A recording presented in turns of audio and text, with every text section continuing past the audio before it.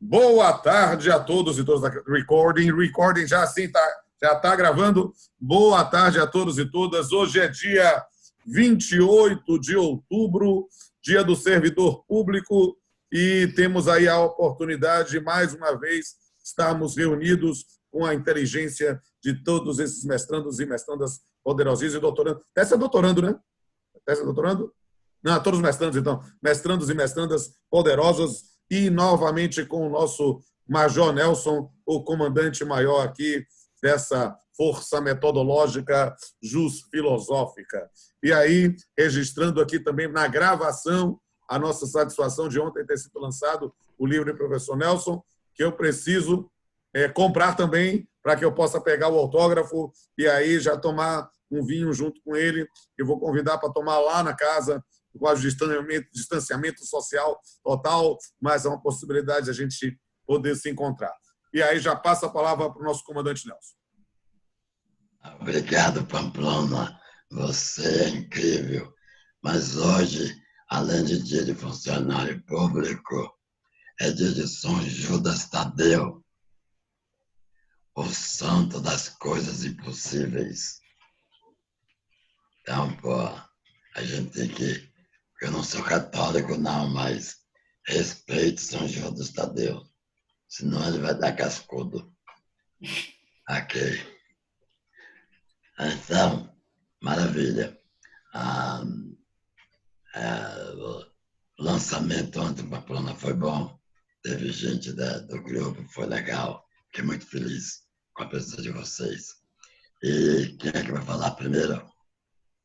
Eu queria muito ter ido ontem, mas realmente eu estava literalmente carregando caixas. Foi um negócio assim. Eu acho, eu vou perder peso, professor, quando você conhecer a casa. O senhor vai ver, porque ela tem 6 pavimentos, são 4 andares, mas tem 2 intermédios. Então eu fico subindo e descendo o tempo todo. É um negócio assim de maluco mesmo. Você vai, só dá para entender vendo. Então a gente vai combinar ainda nesse mês de novembro para eu te levar lá. E já passo a palavra para a poderosa professora Flávia para a sua exposição, e ela já está de co-host também. Pronto, Flávia, é com você. Comande. Um minutinho. Deixa eu arrumar aqui. Sem pressa. Pedi um pouquinho que aumente um pouquinho o volume, que está baixinho. Botei todo mundo de co-host aqui também. Pronto.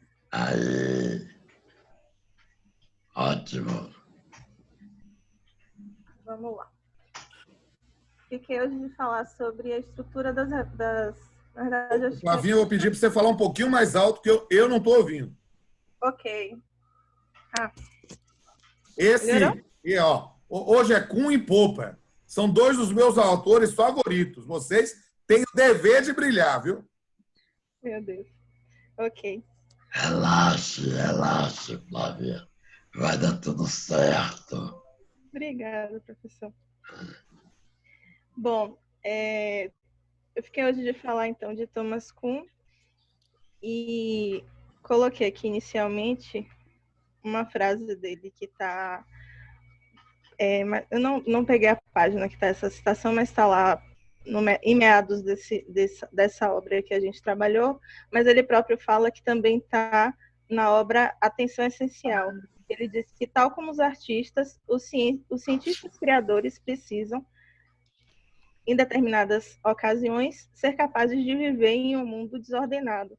E eu achei essa frase, além de muito sintetizadora da obra, também muito interessante para o contexto que a gente está vivendo, de crises e pandemia e várias situações que estão colocando o nosso mundo habitual em uma certa desordem. Depois eu trouxe alguns dados sobre o autor. Ele nasceu no ano de 1922 nos Estados Unidos, no estado de Ohio. E ele era físico e filósofo da ciência, com trabalho importante nas áreas de filosofia da ciência, história da ciência, especialmente no que tange ao processo de desenvolvimento das ciências, que é exatamente o foco desse trabalho que a gente vai estudar hoje. Ele se forma em física na Universidade de Harvard no ano de 1943. Ele também faz mestrado e doutorado, respectivamente nos anos de 1946 e 1949, também na instituição de ensino de Harvard. E até então, até ele terminar o doutorado, ele não tem, tanto a graduação quanto o mestrado e o doutorado foram todos na área de física. E até então, até o final do doutorado dele, ele não tem uma aproximação muito grande com a filosofia. Isso vai acontecer posteriormente, quando ele começa a dar aulas em Harvard para pessoas da área de humanas, de ciências sociais, ou como ele fala no livro, não cientistas.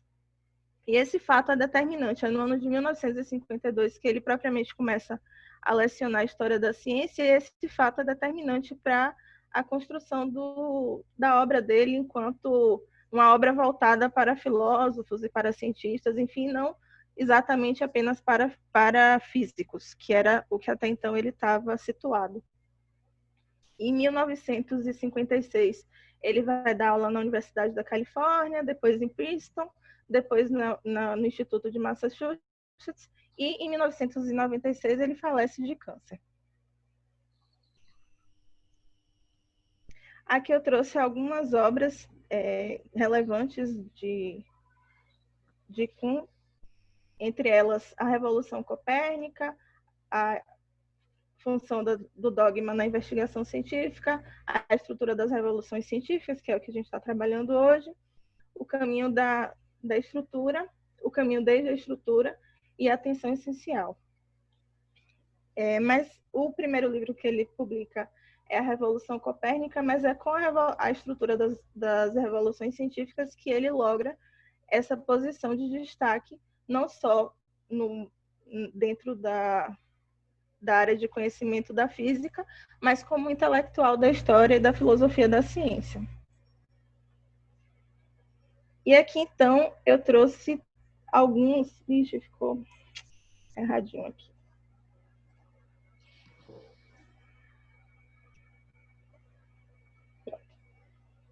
Só para ficar um pouquinho melhor.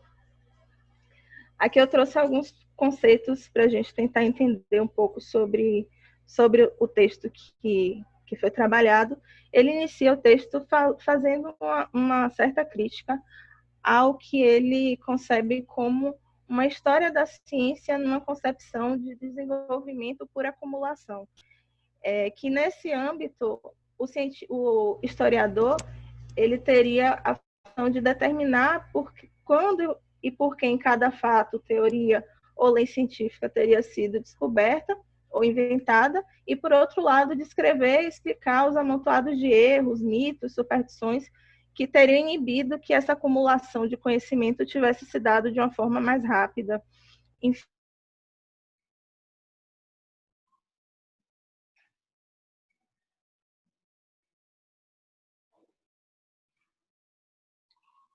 Travou para mim.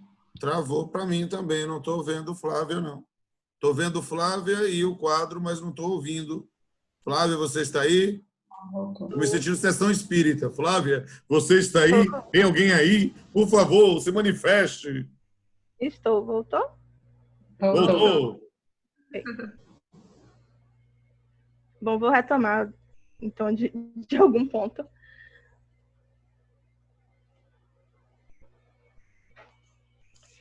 Ele inicia... Eu tinha falado que eu tinha colocado aqui alguns conceitos essenciais da obra para a gente tentar entender um pouco o que tá sendo trabalhado. Ele inicia o texto falando sobre a história da ciência e fazendo uma crítica a essa concepção de história da ciência com uma ideia de desenvolvimento por acumulação. E que, nesse sentido, essa história da ciência seria um repositório de datas e cronologias, tem muito sentido para ele, de forma que o papel do historiador seria descrever e seria determinar quando, por quem, cada fato, teoria ou lei científica contemporânea teria sido descoberta ou inventada, e, por outro lado, descrever e explicar amontoados de erros, mitos e superstições que inibiriam a acumulação mais rápida dessa evolução científica. Ele considera que essa ideia de tentar pensar a ciência como um acúmulo de descobertas e invenções individuais não seria o correto. Talvez não fosse dessa forma, diz ele. E aí ele destaca que essa forma de ver a história da ciência traz dificuldades aos próprios historiadores em catalogar essas descobertas e invenções individuais e, por outro lado, de distinguir o que é científico do que não é, já que as coisas que vão sendo consideradas ultrapassadas não seriam mais científicas, mas, por outro lado, elas foram descobertas e chegaram-se a essas conclusões por métodos que ainda são considerados legítimos. Então, como diferenciar isso do que é científico? E todas essas dificuldades de se pensar numa história da ciência, nessa postura desenvolvimento por acumulação que ele fala, traria dificuldades e traria dúvidas que, afinal, resultariam numa revolução historiográfica no estudo da ciência. E que, ainda que por vezes os historiadores não percebam, eles já estariam adotando essa visão não cumulativa sobre o desenvolvimento da ciência. Por isso eu coloquei aí que ele menciona que estaria vindo uma nova historiografia, um novo papel da história da ciência em relação a esse pensamento de que a história da ciência se dá por um desenvolvimento por acumulação. Para ele é um processo um pouco mais complexo do que isso. E mais confuso e caótico, por outro lado, do que isso. Eu até, quando estava pensando no desenvolvimento dos slides, pensei em fazer uma espécie de linha, porque ele fala em período pré-paradigmático, fala de pós-revolucionário, aí tem um paradigma, crise, enfim, e aí eu pensei em colocar isso numa linha reta, né, com as etapas, só que depois percebi que não fazia sentido para a própria forma como ele pensa a ciência como uma coisa um pouco mais que vai acontecendo de forma contemporânea, enfim, de uma forma um pouco caótica, por assim dizer, assim como a própria natureza humana. Não há uma linearidade tão determinada, né? E aí, por isso, eu coloquei os conceitos assim um pouco dispersos, mas ao mesmo tempo aproximados, o que um tem a ver com o outro. Eu também notei que os conceitos nessa obra são todos muito conexos uns com os outros. Enfim, e logo depois que ele fala sobre a história da ciência, essa nova historiografia, ele fala também do conceito de incomensurabilidade, que seria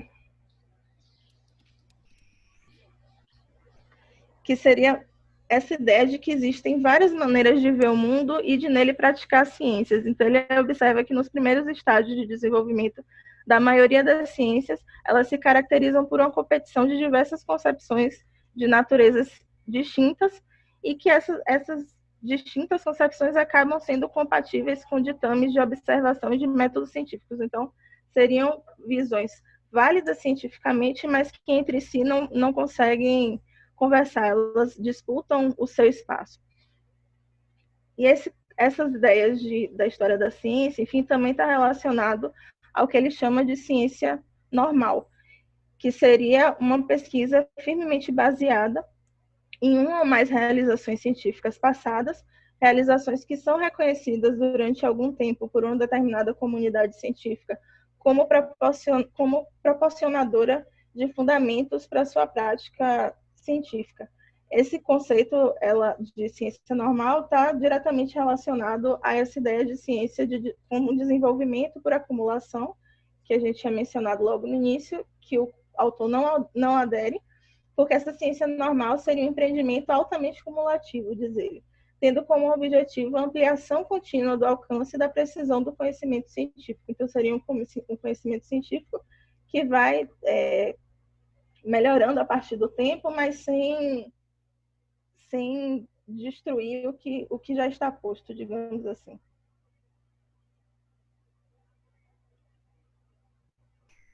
Ele fala que essa ciência normal não se propõe a descobrir novidades no terreno dos fatos ou da teoria. Mas, ainda assim, periodicamente vão sendo feitas novas descobertas. Ele menciona alguns exemplos disso, dentre eles a descoberta do oxigênio, para mostrar o quanto uma nova descoberta não consegue ser catalogada daquela forma que a gente havia falado, que ele não considera correta, de desenvolvimento por acumulação. Ele fala que três pensadores poderiam obter esse status de descobridores do oxigênio, porque as pesquisas desses três e de outros que ele não cataloga estariam relacionados com essa descoberta, assim como outros eventos científicos. Existem vários autores que estão pensando em determinado tema e fazendo determinada coisa de forma isolada ou conjuntamente, enfim, e isso acaba promovendo descobertas novas. Essa descoberta, então, envolve um processo de assimilação conceitual amplo e pode ou não envolver uma modificação de paradigma, que é o segundo conceito. Essas descobertas, então, que decorrem de percepções de anomalias na ciência normal ou no paradigma que está instaurado, enfim, elas promovem essas mudanças, essas descobertas que podem ou não propriamente oferecer a mudança de paradigma. A mudança de paradigma seria a revolução científica propriamente dita. Só que ele fala que essas descobertas, elas podem realmente efetivar uma revolução científica no sentido de mudar as estruturas. A gente vai falar um pouco melhor sobre isso em frente, mas, por outro, aquele paradigma não está respondendo aos problemas, ou que existe uma crise, enfim, mas não significa de forma imediata uma...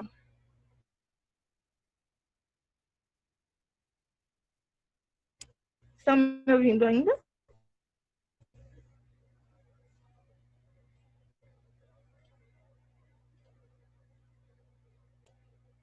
Tá travando, mas eu tô te ouvindo, Flávio. Eu estou te vendo, mas não estou te ouvindo agora. A última frase que eu vi, vocês estão me ouvindo? Todo mundo aqui, para mim, apareceu uma mensagem de que estava...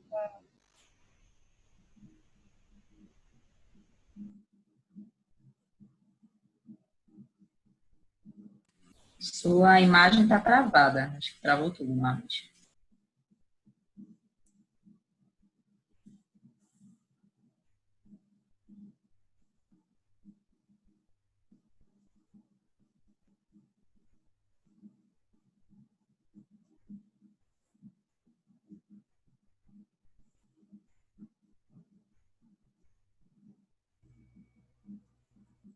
Travou aqui. Sumiu. Flávia, você está aí? Voltei. Tinha caído. Consegue voltar? Consigo.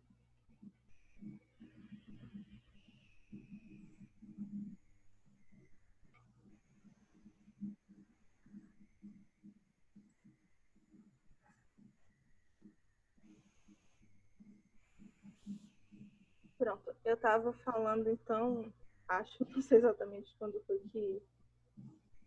que parou, mas estava relacionando um pouco a ideia dessa história da ciência, que ele, em termos de desenvolvimento por acumulação, que ele não considera correto, ele não concorda com a ideia de ciência normal. A ciência normal também estaria nesse âmbito de desenvolvimento por acumulação, pois seria empreendimento altamente acumulativo, segundo ele, com o objetivo de que exista uma ampliação contínua do alcance da precisão do conhecimento científico.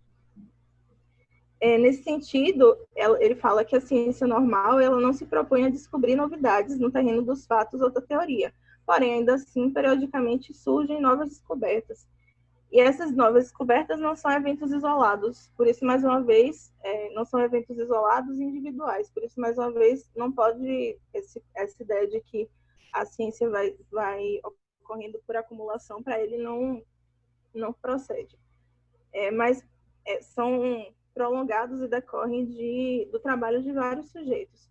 Daí ele cita o exemplo da descoberta do oxigênio, que eu também não sei se vocês ouviram falando sobre isso, porque caiu a conexão, mas ele cita 3 autores, 3 pesquisadores que teriam concorrido para que houvesse essa descoberta do oxigênio.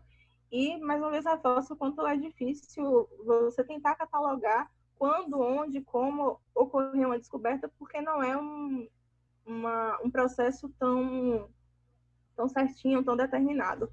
É algo que acontece de forma simultânea, com o trabalho de vários pesquisadores, e às vezes a questão cronológica também não é tão lógica como a gente espera que seja, enfim. E por isso é um processo de assimilação conceitual, segundo ele, mais amplo. E essas descobertas, elas podem ou não resultar numa mudança de paradigma, que seria uma revolução científica, né? Desse modo, essas consciências prévias de que existe uma anomalia, ou seja, de que aqueles procedimentos que estão instaurados, aqueles paradigmas vigentes, eles não estão respondendo aos problemas da forma que se esperava. Ele fala também, por exemplo, de que os experimentos que são feitos, enfim, não correspondem ao que se espera, que é o que há dentro de um paradigma, né? Você tem experiências e pesquisas que levam a determinadas expectativas que você já tem, leva a determinados resultados esperados, digamos assim.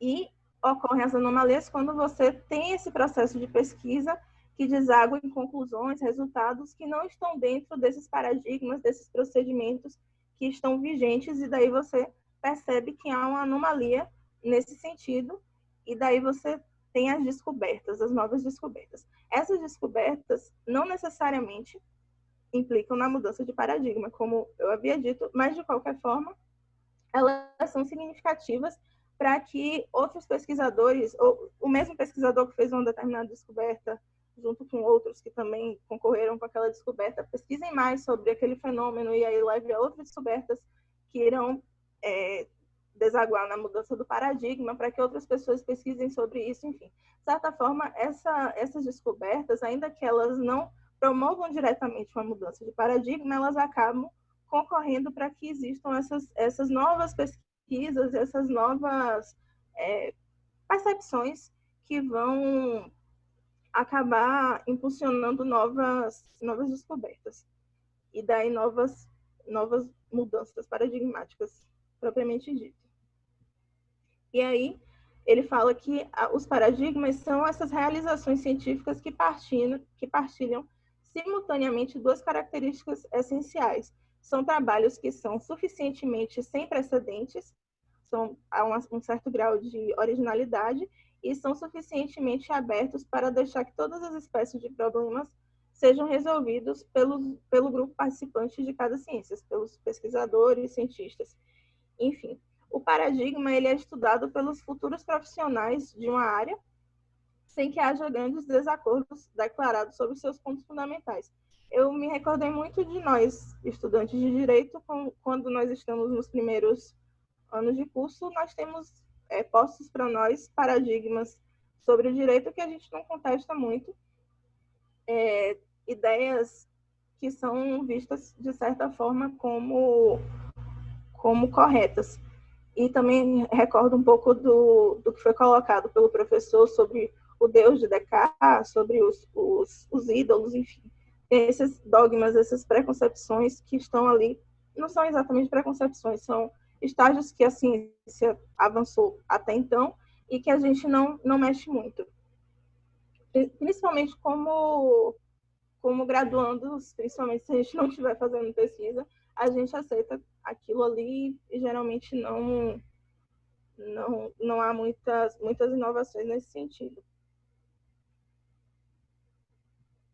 Aí ele fala que, nesse sentido, há uma ideia de consenso aparente dessas ideias compartilhadas, há um certo comprometimento dessas pessoas que estão envoltas nessa área de conhecimento, de considerar aquilo ali como coisas que estão postas e estão corretas.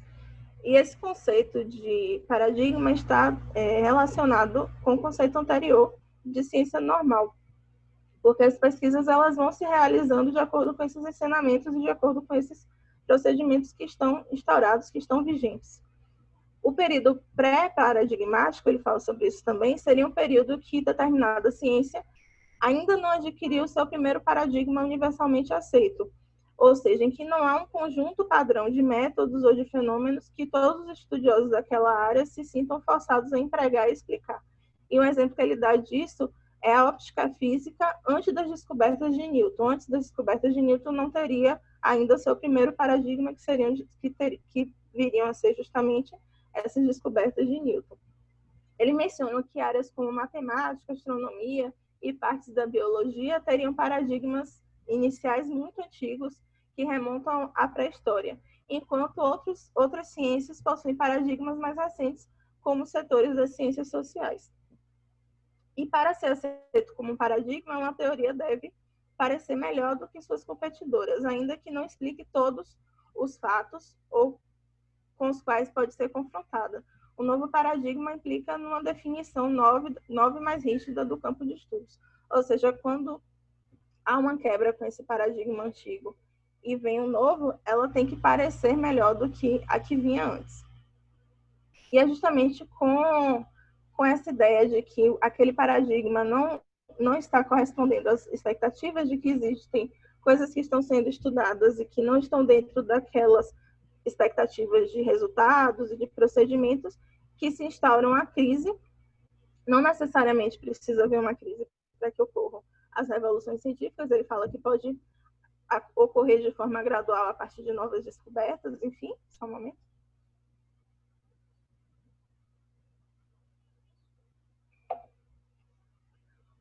Mas, de qualquer forma, são ocasiões em que existe uma ruptura com essa percepção antiga e se passa uma nova. Ele também menciona que é raro, mas que é possível que, após uma revolução científica, o paradigma anterior e o paradigma atual convivam, de certa forma, durante algum tempo, mas ele fala que isso é uma situação rara. Ele dá um exemplo ele fala que as revoluções, que a ciência normal, ela se desorienta seguidamente. Tem até a ver com aquela primeira frase que eu tinha colocado, de que os cientistas, eles acabam tendo que conviver com esses momentos de desordem e desorientação. E quando isso ocorre, os membros da profissão, de uma determinada área de conhecimento, não podem se esquivar dessas anomalias que subvertem as tradições existentes da prática da ciência, e eles começam as chamadas investigações extraordinárias, que vão conduzir, no final desse processo, a um novo conjunto de compromissos e uma nova base para a prática da ciência. Essa seria exatamente a ideia dessa revolução científica. São episódios extraordinários nos quais ocorre essa alteração de compromissos profissionais. Existem complementos que se desintegram da tradição, a qual a atividade da ciência estava em normalidade, né, no sentido de normalidade ligada.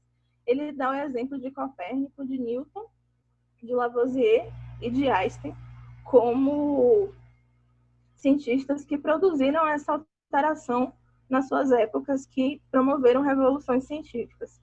E ele considera também que as revoluções científicas acabam também mostrando que o processo de desenvolvimento e de amadurecimento da ciência não é cumulativo, nos quais o paradigma mais antigo ele é total ou parcialmente substituído por outro que é incompatível com o anterior.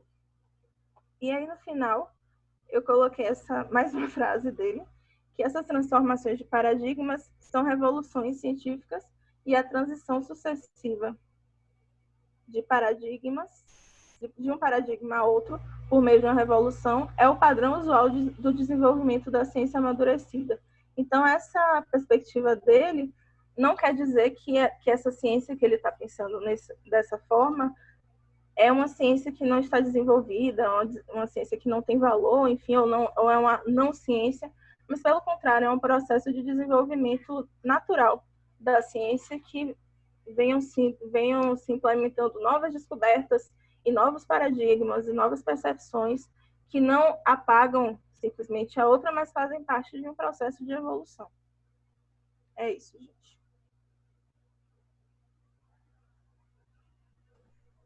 Muito bem, parabéns. Deixa eu dar uma contribuição dogmática, porque Kuhn, ele é sensacional. E a lógica da teoria das evoluções científicas, ela é algo muito importante para nós no campo do direito. Eu vou dar um exemplo que a gente, digamos, amadureceu nos próprios debates com o pessoal do grupo de direito civil, né? O meu grupo trabalha todos os ramos do direito privado, mas note que, por exemplo, para mim, fica muito interessante você compreender essa ideia de ciência normal, de novo paradigma. Por exemplo, quando a gente estuda direito civil, e a gente fala do direito civil constitucional. Por quê? Porque quando eu estudei na graduação, me fiz minha graduação aqui na UFPA mesmo, de 91 a 94. E os meus professores, quando eles falavam de direito civil constitucional, eles tinham arrepios na espinha. Eles diziam que a gente queria publicizar o direito privado, falavam um monte de asneira nesse sentido. E aí, o que acontece?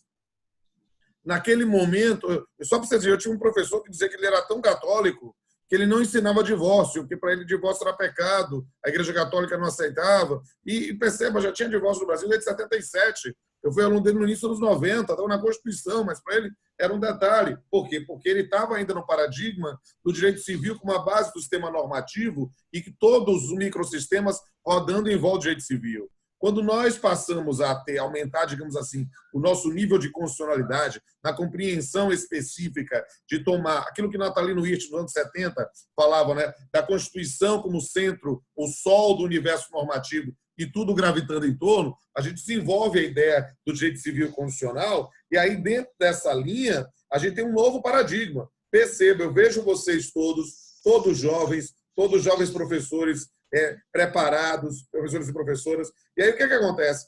Essa ideia do direito civil constitucional se tornou um novo paradigma por causa de uma revolução científica silenciosa no campo da dogmática do direito civil. Perceba, ouvir aqueles meus professores do início dos anos 90 falando aquelas aberrações, hoje são exatamente como isso, como aberrações, porque nós já temos assentado a revolução científica de compreender o direito civil através do prisma da Constituição como um novo paradigma. Então, estou dando só um corte dogmático para poder pensar em outros campos de atuação. A gente pode puxar isso na ideia do direito de trabalho, Natália, professora de direito de trabalho, na ideia de um patamar civilizatório mínimo do artigo 7º.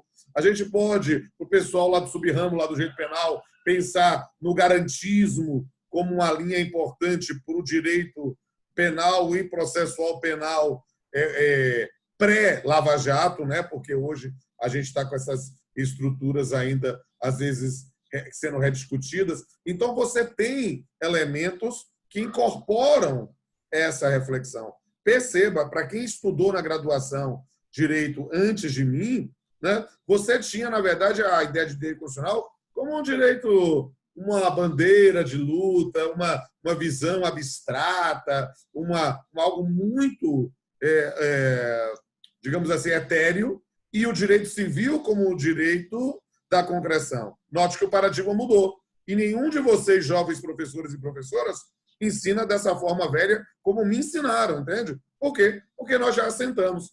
A lógica de compreender Kuhn na nossa dogmática é muito interessante nessa linha. Já falei demais, é hora do professor Nelson falar.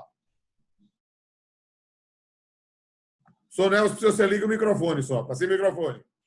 Ligar o áudio. Ligou o áudio? Agora sim. Você falou ótimo e deu um excelente exemplo. Eu queria passar a palavra para os membros do grupo comentarem o texto.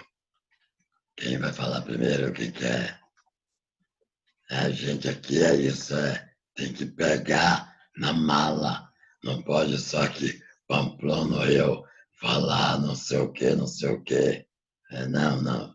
Vocês que leram o texto têm que comentar o texto e ter a opinião de vocês. Diga aí, quem vai primeiro? Pécio. Boa tarde, professor Nelson. Maravilha. professor Pamplona. Primeiro, parabenizo o Flávio pela explicação bem didática. Achei bastante criativa Realmente. a explicação que ela trouxe desses termos que são tão essenciais em Kuhn e que ela colocou ali de uma forma que fica explicada. Não só a questão da não linearidade, às vezes o aparecimento mesmo caótico desses termos no âmbito da epistemologia de Kuhn, levando até a revolução científica. Então, eu destacaria, professor, uma ideia que já prenuncia os próximos livros que a gente vai trabalhar, que fala de uma necessidade de dar um maior privilégio à vida ativa em detrimento da vida contemplativa, que eu enxerguei aqui no texto de Kuhn, quando ele faz uma remissão confessadamente inspirada em Francis Bacon para dizer que a verdade surge muito mais facilmente do erro do que da confusão. Então, essa perspectiva científica que Thomas Kuhn traz parte sempre de algo que se vai realizar, que se vai testar. E tem até um determinado termo que ele usa para essa ideia que lá em Popper será chamada de falseabilidade, que, salvo engano, é a experiência anômala. Deixa eu me recordar que eu fiz até esta anotação aqui, mas eu acho que é isso. Anomalia. Isso, experiência anômala. Que prepara o caminho para uma nova crise, que é muito próxima da ideia de Popper de falseabilidade, mas ainda assim com diferenças. Então, professor, eu destacaria isso.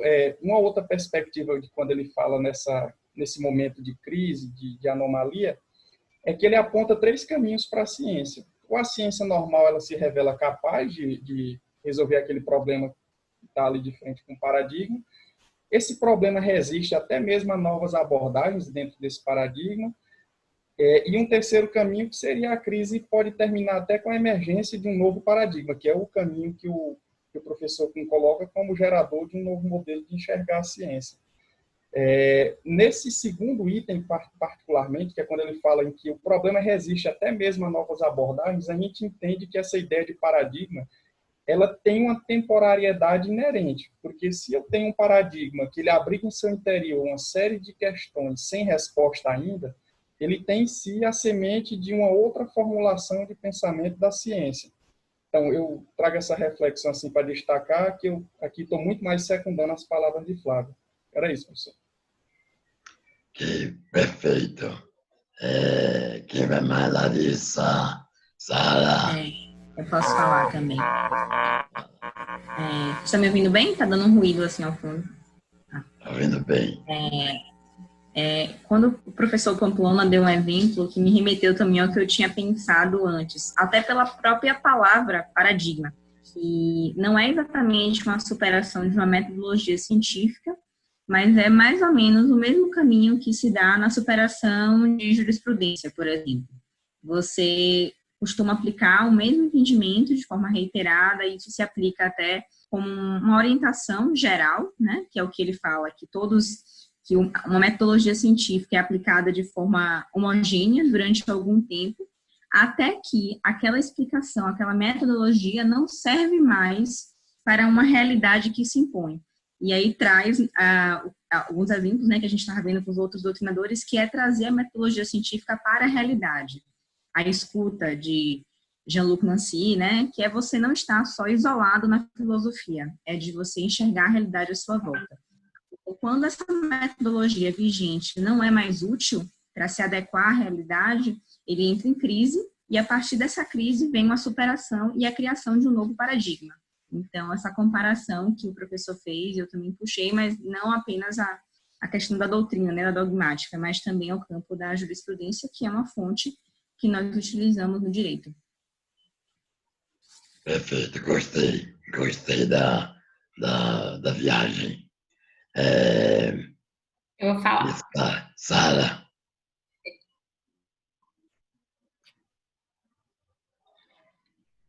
Eu posso falar também. Natália quer falar e Sara precisa liberar o microfone para falar. Fala aí, Natália. Então, a ideia que eu gostaria de pontuar é a respeito dessa... Popper também traz isso, a questão da transitoriedade e quanto que a transitoriedade vai culminar na evolução da ciência. Em Popper eu vou tentar trazer até um exemplo, falando um pouquinho sobre essa necessária crise que culmina em uma evolução. o estado que as coisas estão em determinado momento, que a gente tem a ciência normal que traz, aquele paradigma está ali naquele momento atendendo às condições que estão postas naquele grupo social, e a partir do momento que aquilo vai se modificando, e aí até o próprio exemplo que o professor Pamplona trouxe, a gente pode trazer, por exemplo, também a questão, até mesmo do papel da mulher, a evolução do papel da mulher no direito, que nós tínhamos um outro papel no passado, e as coisas, decorrente dos movimentos, né, que a gente pode falar até dos movimentos feministas, que foi dando voz à mulher, e com isso gerando uma crise e a mudança do paradigma, e a gente tem uma evolução ali de a criação de um novo paradigma com essa evolução, o que em Popper a gente fala, uma evolução da ciência ali, a partir da discussão, a partir da verificação de que a ciência normal posta anteriormente já não consegue mais atender às circunstâncias daquele grupo social. Então, o que me chama a atenção, que a gente, até no nosso estudo mesmo, né, desde quando a gente começa aqui as aulas, é a evolução do pensamento para essa transitoriedade, que a gente não tem mais ou isso ou aquilo, aquele dualismo, aqueles conceitos engessados. Então, à medida que as coisas vão evoluindo, os textos também que a gente está seguindo, me parece que a gente vai fixando ainda mais essa transitoriedade. Com Derrida, a gente falava que o texto, ele está posto ali, mas ele vai sendo desconstruído, ele vai sendo colocado à disposição do leitor. E aqui a gente tem um paradigma que não o leitor, mas aquele grupo social que está ali envolvido não consegue mais ser atendido por aquele paradigma, então a gente tem uma crise e um novo paradigma a ser construído para aquele grupo. Maravilha. Excelente, excelente.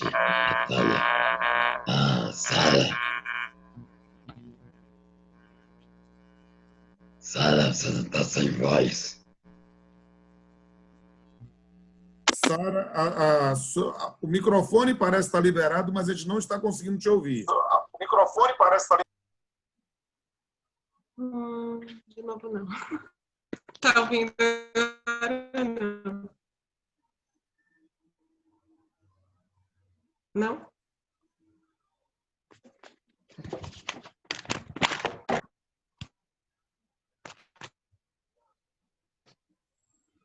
Ai, gente. Desculpa.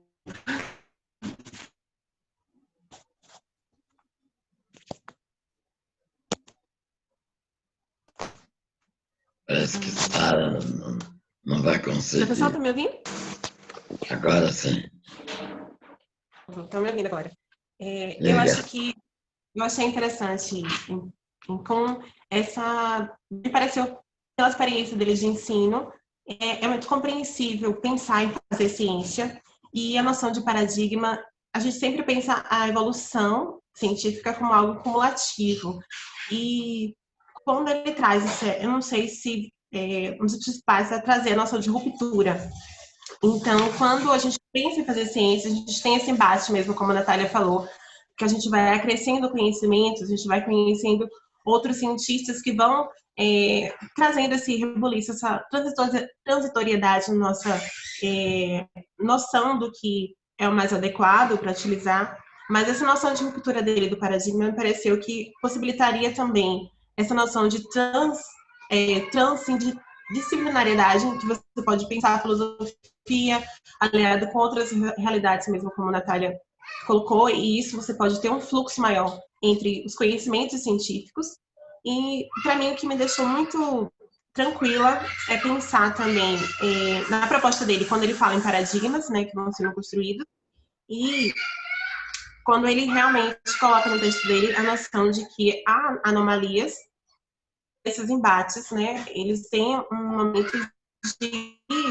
Eu acho que é um momento de realmente de você parar e fazer essa reflexão, então, para criar um outro paradigma, né, um outro conhecimento a partir dali. Então, eu acho que ele trazer essa noção de excepcionalidade dentro, que pode ocorrer dentro dos paradigmas, permite você pensar mais coisas. E a noção de ruptura foi, para mim, importante colocar, e que a gente não precisa ter essa acumulatividade. Então, você consegue permear por mais áreas, você consegue traçar um conhecimento, que eu acho que a Flavinha tentou colocar, né? Até a noção de linearidade não é necessária ser feita. A gente pode partir de alguns elos e ir traçando outros. E eu acho que, para mim, o que me deixou... Se os professores puderem falar para o seu Pantone, Nelson, mais da importância dessa noção de ruptura dele, eu acho que seria bem interessante para mim. Alguém mais? Pamplona? Estou aqui na área também, gostei. Agora, eu estou com muita dificuldade de ouvir Sara. Estou aqui, tentando aqui, mas melhorou agora no final. Mas vamos agora para a Natália. Deixa eu fazer um comentário antes. Faz um comentário. Bem breve. Veja bem, todos vocês fizeram boa leitura. Eu acho que, como Pamplona disse, é um texto atraente, é um texto fácil de acompanhar. A gente está discutindo essa questão do tradicional, do passado, como é que as pessoas ficam buscando discutir o presente com base no passado, com base na tradição. A gente falou isso na aula anterior. Tá? A gente foi para Dilthey, né, do redescobrir, explanar, mas quando você fica preso só em trabalhar com as coisas estratificadas do passado, todas bonitinhas, todas organizadas, a única coisa que você vai fazer na vida é repetir. A única coisa é repetir. Você vai ser eternamente um eco do passado. E a gente já tem ecos demais.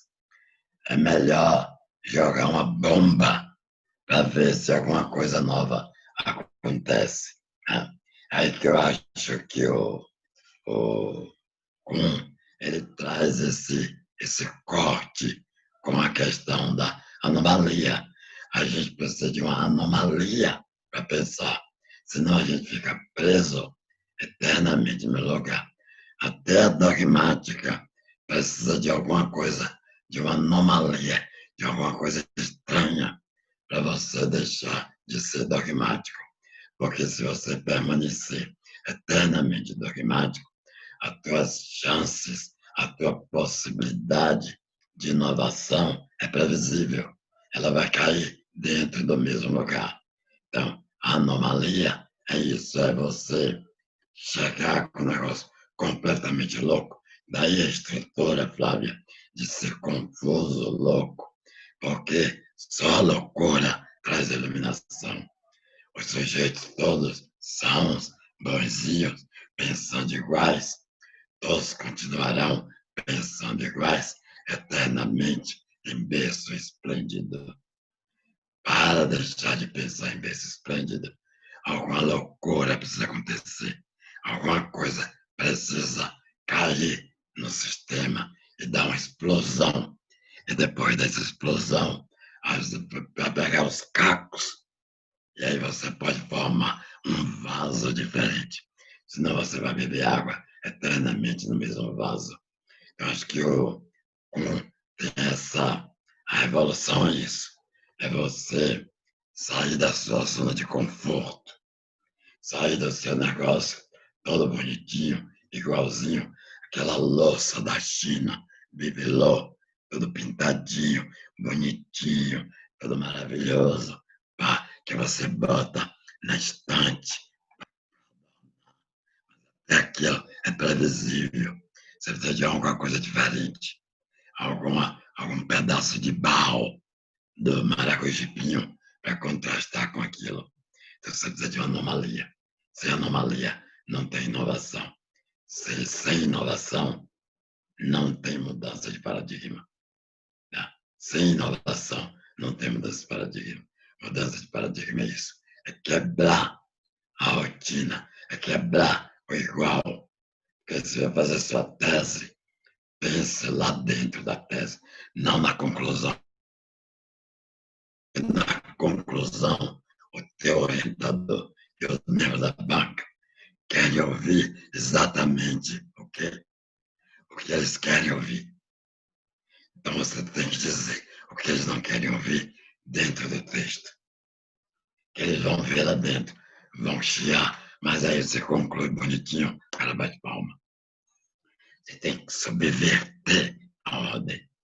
Se não houver subversão, não há mudança. Entendeu? É isso. Pronto, lá, Natália, com você. Com você, Natália. Vou compartilhar a tela aqui rapidinho. Pronto, tá ok. Tá aparecendo para vocês, né? Ótimo. Pronto, vamos lá. A gente vai falar eu vou falar sobre Karl Popper, o livro especificamente A Lógica das Ciências Sociais, e até pegando um pouquinho, acho que é coisa de professor, eu sempre gosto de dividir a apresentação. Na semana passada eu fiz uma divisão e hoje também. Um pouquinho da vida de Karl Popper. Vamos falar também sobre o pensamento dele, né, até para a gente poder culminar no terceiro ponto, que é a metodologia que Karl Popper traz para a gente aplicar na nossa pesquisa, aplicar na pesquisa do direito. Então, são esses 3 tópicos que eu vou conduzir minha apresentação. A história de Popper, que, certo, vai ali influenciar no próprio desenvolvimento do pensamento dele, o pensamento filosófico dele sobre a ciência e, por fim, a metodologia de Popper aplicada ali ao nosso estudo do direito. O primeiro momento aqui que eu trago para vocês a questão da história. Popper nasceu na Áustria, em Viena, e a gente pensa, ele nasceu em 1902, então ele passou aí pela Primeira e pela Segunda Guerra Mundial, e especialmente na Segunda Guerra Mundial, Popper, por ser de origem judia, também passou aí pelas dificuldades, por todo o preconceito que foi vivenciado pela a questão antissemita, o nazismo propriamente. Inclusive, ele chegou a se refugiar na Nova Zelândia durante a Segunda Guerra, depois retornou à Europa e foi morar em Londres, inclusive tornou-se um cidadão londrino e veio a falecer já em 1994. Então, a história de Popper marcada aí, nasceu em Viena e marcada aí por essa influência que o nazismo teve ali para quem sofreu essa pressão antissemita. Eu coloquei um ponto número 2 de influência, porque Popper ele foi ali influenciado pelo pai nas questões de políticas sociais e também na música. O pai era doutor em direito e com isso influenciou ele na leitura, inclusive até mesmo a esposa dele também era uma pessoa bastante ali ligada às questões filosóficas, à leitura, e isso, de certo, também influencia no pensamento de Popper no futuro. Eu coloquei o marxismo também como ponto importante da história de Popper.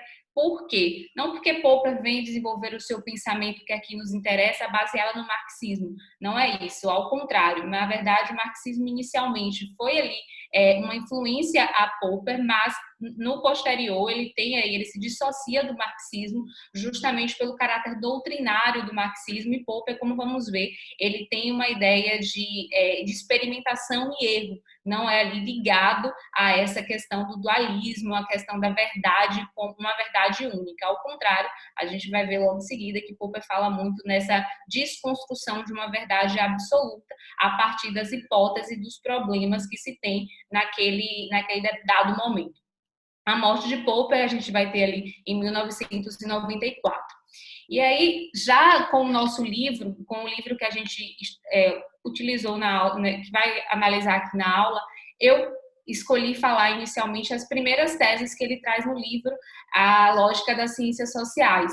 Por que escolhi as primeiras teses? Justamente porque no meu ponto de vista, ali a gente consegue extrair, já nas primeiras teses, o pensamento e desenvolvimento de Popper, no sentido da falseabilidade, que a gente vai ver, e no método hipotético dedutivo, que é o que ele vai desenvolver. A primeira tese, ele traz que há muito conhecimento, nós conhecemos muito. E essa ideia de que nós conhecemos muito, a gente vai ver em seguida, que são os problemas que nós temos e as hipóteses que a gente vai ali analisar esses problemas para chegar a uma evolução análise das hipóteses que são falsas, né, das verdades que foram refutadas ali. Então, esse conhecemos muito é o vasto conhecimento que nós temos e, por lógica, temos também muitas hipóteses a serem refutadas.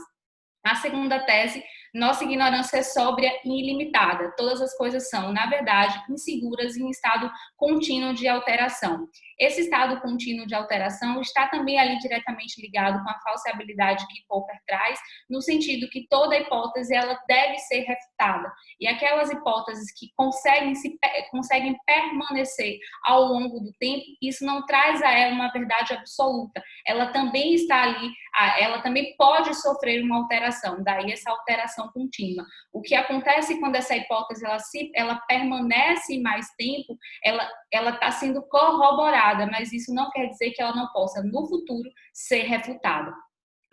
A terceira tese que ele traz é o conhecimento crescente e a certeza de que nada conhecemos. A própria evolução, e aí liga-se novamente com a ideia, a impossibilidade de uma verdade absoluta, a evolução é a certeza de que o que a gente tem como verdade hoje não pode estar sujeito a uma alteração com a experimentação daquela hipótese.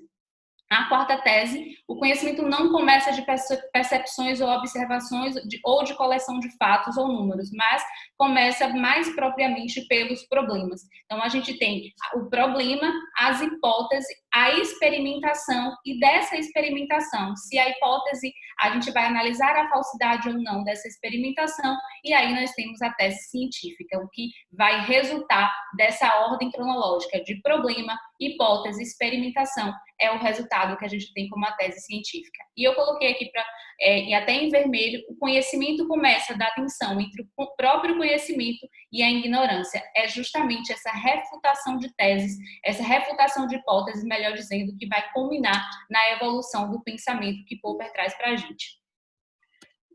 A quinta tese que eu trouxe que Popper traz aqui é o caráter e a qualidade do problema e também, é claro, a audácia e a originalidade da solução sugerida que determinam o valor ou a ausência de valor de uma empresa científica.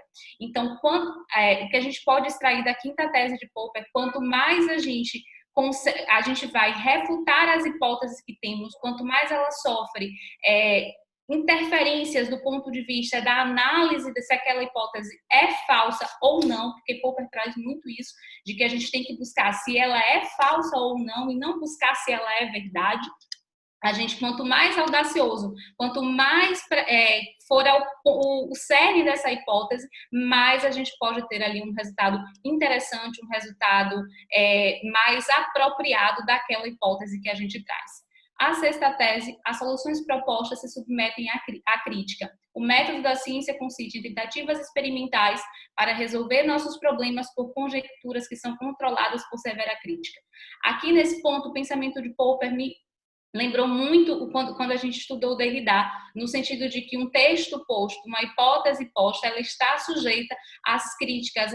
Ela, a partir do momento que a gente tem uma hipótese, ela não por ela não ser verdade, e em Derrida a gente tem por o texto não ser do próprio autor, a gente se submete à crítica daquela hipótese, e aqui em Popper a gente vai colocar que ela se submete à refutação.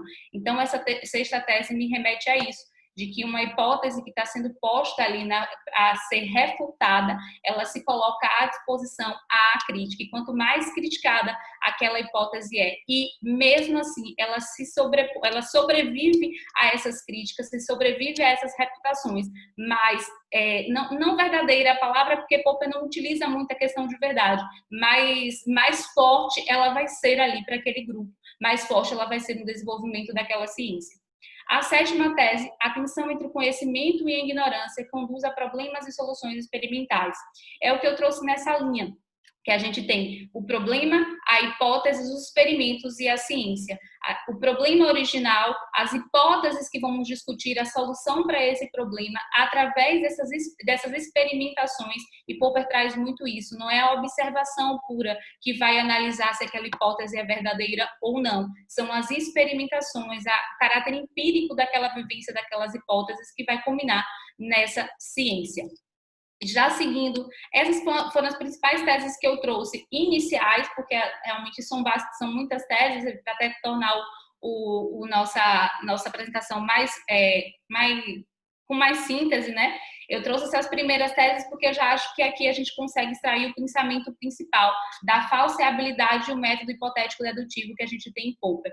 Muitas hipóteses científicas são generalizações universais. Desse modo, cada hipótese ela é válida, pois pode ser refutada. Esse caráter de falseabilidade. Não se busca a verdade, porque para Popper não há uma verdade absoluta. Estamos em alteração contínua. Quando aquela hipótese ela é refutada e sobrevive a essa refutação, ela foi submetida a essa falseabilidade. Então, é a análise da falseabilidade de uma hipótese que vai determinar se ela vai se aplicar ou não ali, se ela vai se transformar ou não ali em uma teoria científica. E quanto mais ela sobrevive a essa refutação, mais científica podemos dizer que ela é. E esse resultado esse resultado científico obtido dessa primeira análise, né, dessa primeira refutação, ele não é ali estático, ele pode também vir a sofrer outras refutações. E para Popper, quanto mais refutações vamos ter, mais evolução teremos também desse pensamento. O método hipotético dedutivo, ele se contrapõe ao método indutivo, no sentido de que, eu pesquisando, a gente percebe, tem um exemplo que ele usa bastante dos cisnes brancos. A ideia de uma unidade, por mais que ela se repita, não podemos trazer a essa unidade o caráter geral. É o que a gente tem, e ele fala isso. Quando essa unidade ela tem um caráter geral, ela deixa de ser científica. Por quê? Porque para Popper a gente precisa refutar a determinada hipótese. Então, só temos ciência se essa hipótese ela for ante isso refutada. Então, por isso que eu trouxe para vocês essa falseabilidade que é central em Popper e esse método hipotético dedutivo, e na discussão eu coloco esse ponto. O método de Karl Popper consiste em, primeiramente, identificar problemas, lacunas ou contradições em teorias já existentes. E essa identificação de lacunas é justamente nessa busca do que aquela hipótese ela é falsa, e a partir daí, desenvolver a cientificidade daquela hipótese. Já partindo aqui para a metodologia de Popper aplicada ao direito, que eu sempre, quando eu leio, eu fico tentando, né, ver o que eu consigo trazer de exemplo para a gente na nossa rotina do direito. E aqui eu trouxe a questão do papel argumentativo capaz de alterar, não no sentido geral, mas capaz de refutar a ideia que a lei traz em seu sentido estrito. Como eu posso discorrer isso para a gente compreender melhor? Primeiro ponto, a lei como premissa primeira. Eu tenho lá a norma posta, a gente vê ali no Código Civil, na CLT, enfim, a norma posta como ela é, e a partir dali a gente pode desenvolver o papel argumentativo de A ou B, e a gente vai refutando as hipóteses ali. Se eu vou trazer aqui o exemplo que eu utilizo muito na minha área de atuação, por exemplo, com o direito do trabalho. Se eu estou ali diante de uma norma e eu represento o reclamado e represento uma empresa naquele processo em específico, a partir daquela premissa primeira, aquela hipótese primeira, né, decorrente de um problema que é o próprio processo, o objeto daquela demanda. A partir daquela hipótese que eu tenho ali e que eu preciso defender os interesses do meu cliente, eu vou refutar as argumentações contrárias, e esse papel argumentativo me parece aqui que se assemelha muito com essa refutação e trazer a falseabilidade que Popper traz. E aí o juiz vai dar esse caráter decisório. A partir desse caráter decisório, a gente pode ter uma evolução científica daquela decisão porque aquela decisão pode ali virar uma jurisprudência, um precedente normativo, uma súmula e uma evolução, uma mudança ali do que a gente tinha na premissa primeira da lei, que estava posto na lei. Isso é muito comum no direito do trabalho, quando nós tínhamos a CLT e a gente tem as súmulas.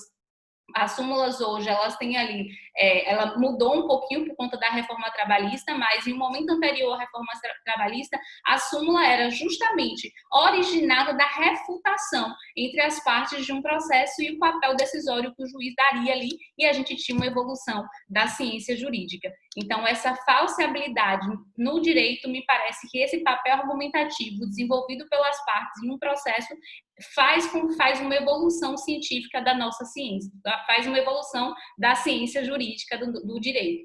Então, eu consigo ali visualizar a metodologia da pesquisa trazida por Popper, dessa falseabilidade, da refutação das hipóteses para se construir um pensamento ali, uma ciência a partir disso. E já caminhando para o final, eu trouxe uma frase dele aqui que eu gostei muito, que está no finalzinho do livro, na verdade, na última parte, que ele fala de todo ser humano é um filósofo a partir da compreensão que ele tem da vida. Então, só essa partezinha final, ele coloca assim, porque de uma maneira ou de outra assumem a atitude diante da vida e da morte. Existem aqueles que pensam que a vida não tem valor porque um dia termina, e existem que pensam exatamente o contrário. Então, esse fechamento do livro de A Lógica das Ciências Sociais eu achei bem interessante, que ele coloca a gente também como um protagonista, como um refutador de hipótese, e que com isso a gente vai criar ali uma nova ciência a partir dessa falseabilidade permitida quando a gente refuta uma hipótese pré-estabelecida, que apesar de pré-estabelecida não é uma verdade absoluta. É isso, gente. Oh, parabéns. Parabéns. Muito bem, muito bem. Popper é um autor encantador. E eu costumo dizer que essa tese da falseabilidade é a base para a compreensão do trabalho científico. Sabe? Qual é o pacto da mediocridade da graduação? Olha, vou fazer uma apresentação e ninguém pergunta nada, ninguém manifesta nada para não atrapalhar o colega. Isso é um pacto de mediocridade. Por quê? Porque, na verdade, a gente precisa, muitas vezes, quando o colega traz uma tese, um trabalho, nós precisamos que alguém venha e testar os limites, testar os argumentos, testar, não para destruir o colega, não é isso. Não precisa ser grosseiro, mas sim tentar ver se a tese é coerente. E isso é algo que a gente ainda precisa aprender muito na academia. Por quê? Porque a gente tem essa coisa das conveniências, das conivências. A gente precisa aprender a superar isso, né? Quando vocês têm uma matéria aqui, que é da redação do trabalho científico, lá, professor Luciano Martinez, mudei de professor, a ideia de pequenas defesas, justamente para o indivíduo poder bater, ter essa oportunidade para testar. Não é bater para derrubar ou bater por maldade. Não, é para bater para ver se a tese ela se sustenta. Então, é mais ou menos numa lógica, e vamos resgatar Descartes, né? Lá em Descartes, você não discute Deus, porque Deus não é ciência. Deus é fé, cara. Então, aí o que acontece? Deus é a perfeição. Então, Deus não pode ser, nessa linha, testado cientificamente. Por quê? Porque eu não posso admitir que Deus não existe. Né? Por quê? Porque é uma questão de fé. Ou, ao contrário, eu não ter fé, eu não posso admitir que Deus existe.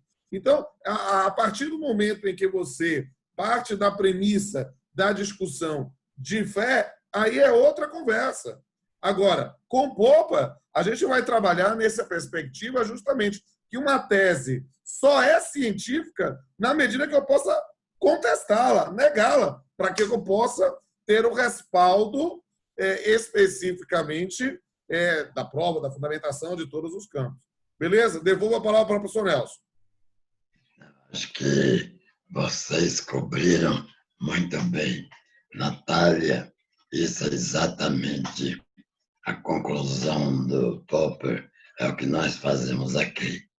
Todos vocês são pensadores. Então, cada aula, todo mundo fala que todo mundo é pensador, todo mundo tem direito a pensar, todo mundo tem direito à opinião, todo mundo tem direito a refletir, e todo mundo pode ter o direito de trazer falseabilidade dentro do texto discutido ou dentro da forma de apresentação. Eu acho que essa aula da gente é para isso, é para a gente discutir, para a gente, digamos, filosofar aqui, porque você não vai ter isso em todas as aulas. Você não vai ter essa oportunidade em todas as aulas. Essa aula daqui tem esse objetivo. Nem eu, nem o Pamplona temos nada definido. A coisa está em construção. Quem é que constrói? Somos nós. Vocês, eu, Pamplona. Entendeu? Então, eu acho que a falsibilidade é importante.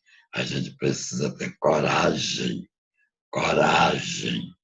de olhar algumas teorias do direito e aplicar o conceito de falsibilidade sobre ela. A gente precisa ter coragem. É lógico que você precisa ter um espaço para ter coragem. Não pode ser em todo lugar que o negócio vai lhe cortar imediatamente. Você não tem mais nada para falar. Vai para casa, cara pálida.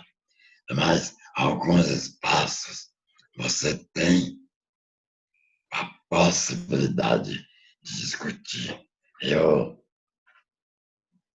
estava lendo a teoria do sistema de Luhmann, e Luhmann ele dizia o seguinte: a TGD está acabada, a TGD acabou. A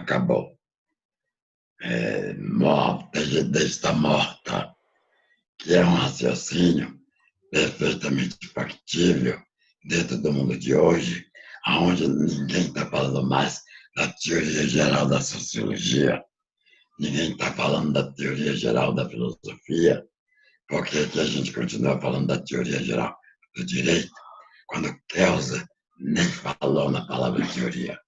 Não existe essa palavra em Kelsen. Mas, quando Luhmann diz isso, ele está provocando. Ele diz o seguinte: a teoria do direito é acabada, mas a gente precisa fazer um acabamento da teoria do direito. Fazer um acabamento, quer dizer, é voltar a pensar, a refletir e construir, entendeu? Uma nova TGD, se for o caso. Mas, para fazer isso, você precisa, primeiro, testar a possibilidade. Se você não testar, você vai falar nada. Sem testar, não dá para falar. Entendeu? Então, eu acho que é importante, você falar de trabalho, qualquer direito, é importante testar aquele paradigma fechado que está repetido eternamente, como um bloco de concreto. Você tem que vir com a espada do samurai e quebrar o bloco de concreto. Quebrando o bloco, às vezes não dá para trabalhar, não dá, mas você faz. Se o juiz tirar você do circuito, aí, minha filha, tchau, já era. Que o juiz é a pedra de concreto. Ele vai definir. Entendeu? Então, não tem jeito. Mas, se você voltar várias vezes com o mesmo argumento para o mesmo juiz, um dia você pode ganhar. Mas se você desistir, aí você não ganha nunca. A gente já acaba, está morto, está morto, está nascendo e morrendo automaticamente. Então, isso aí é uma coisa que a gente precisa ensinar às pessoas, aos estudantes de direito, que eles têm essa possibilidade de pensar. E a possibilidade de pensar, eu acho, que é a melhor coisa que a gente pode ter, senão o que a gente está fazendo aqui. Então, a falsibilidade, como a anomalia, são importantes. Né? Que é o que o Poirier falou no outro texto.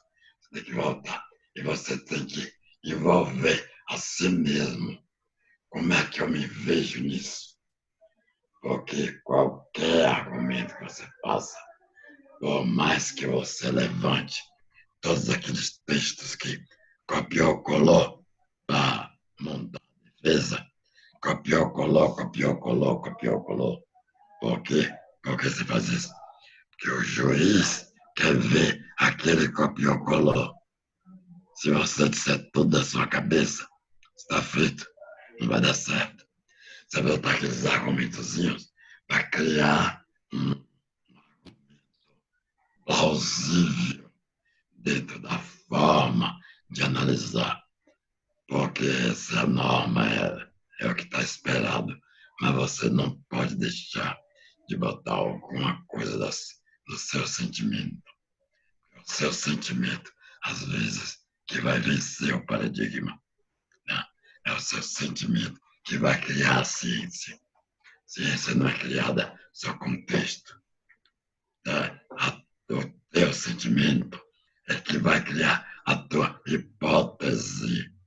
E a tua hipótese um dia pode virar uma ciência ou um paradigma.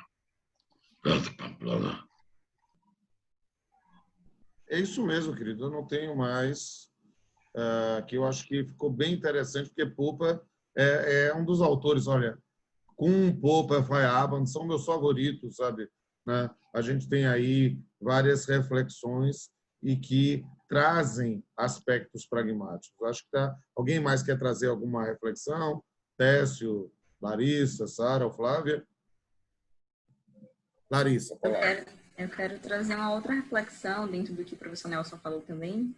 Parabenizo as duas pela apresentação, acabei não falando isso antes. Que eu acho que o trabalho do advogado está dentro disso. E a abertura do processo do réu para o contraditório é mais ou menos essa dinâmica. Ou seja, quando você apresenta a petição inicial, você apresenta ao juiz a sua verdade sobre aquela situação. Então, ele tem o conhecimento sobre um fato. Logo depois, quando se apresenta o contraditório, o advogado da parte oposta pode refutar aquela realidade. Então, ele traz, olha, juiz, o que você tem de conhecimento não é o suficiente. Eu estou lhe trazendo uma outra barreira a qual você ainda não teve acesso.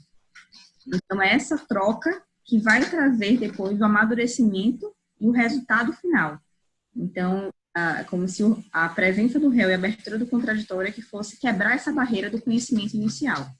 E tem total relação também, mais uma das relações que a gente pode construir com o Popper. Perfeito. Alguém mais? Professor? Eu queria falar um pouquinho. Diga. Oi.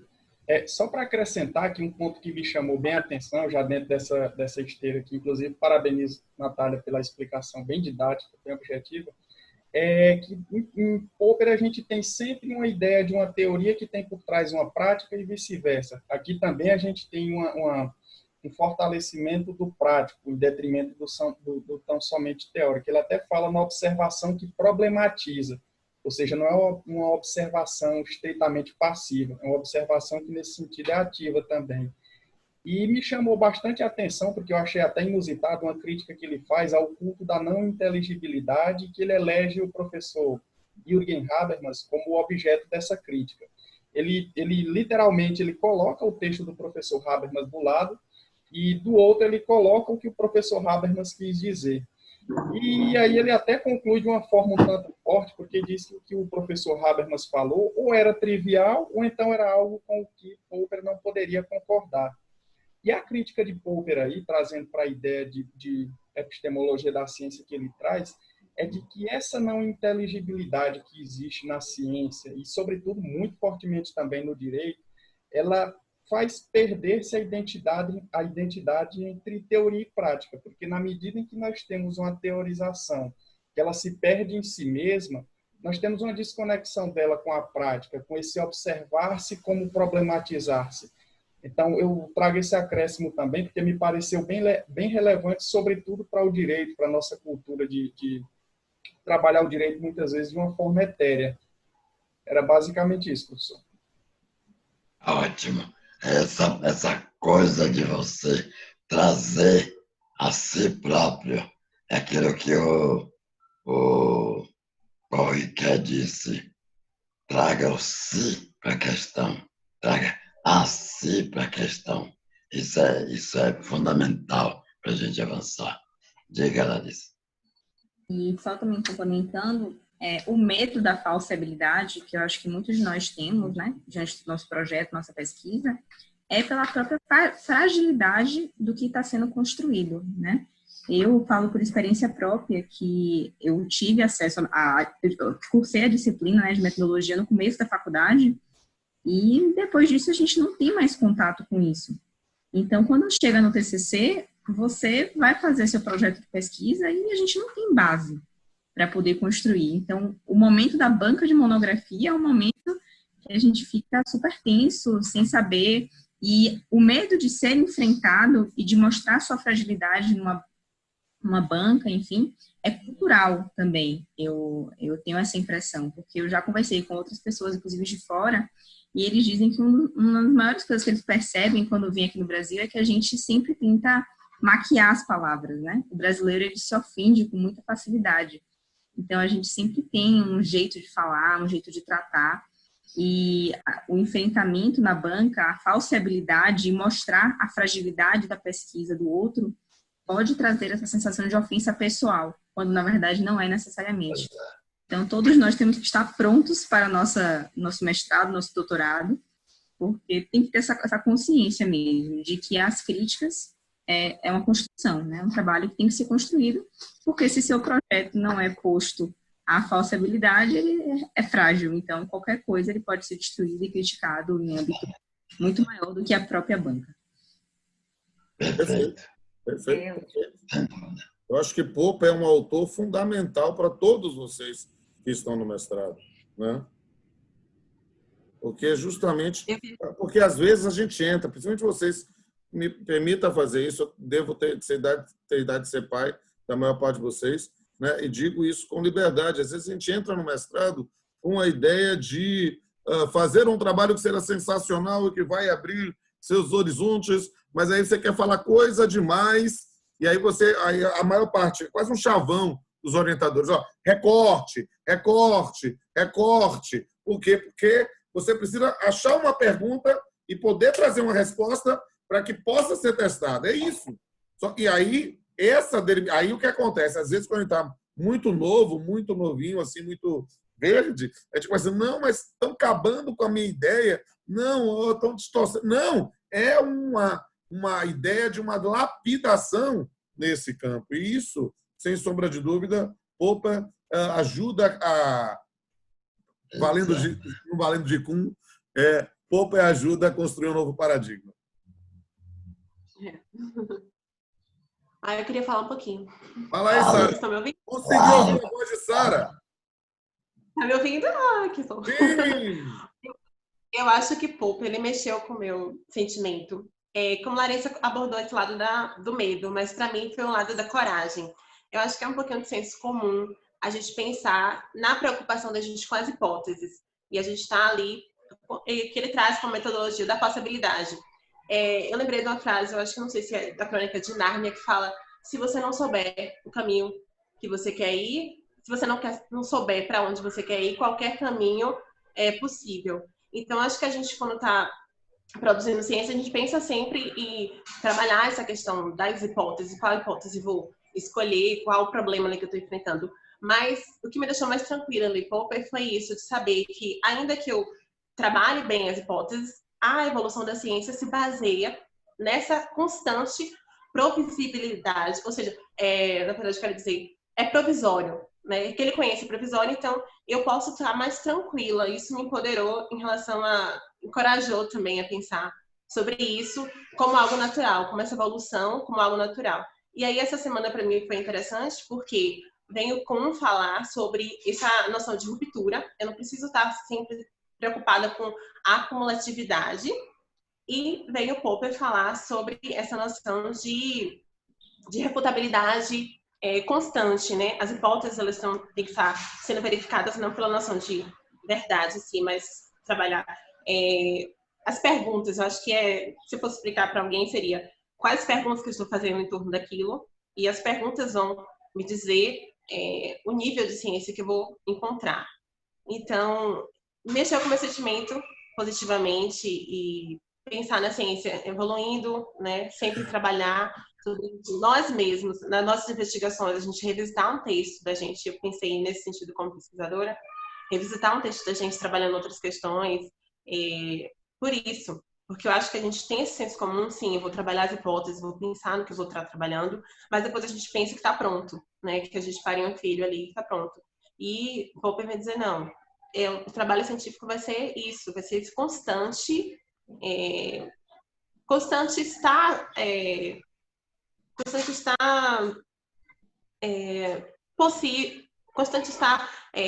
se possibilitando a trabalhar outras questões em cima daquilo que você pensou.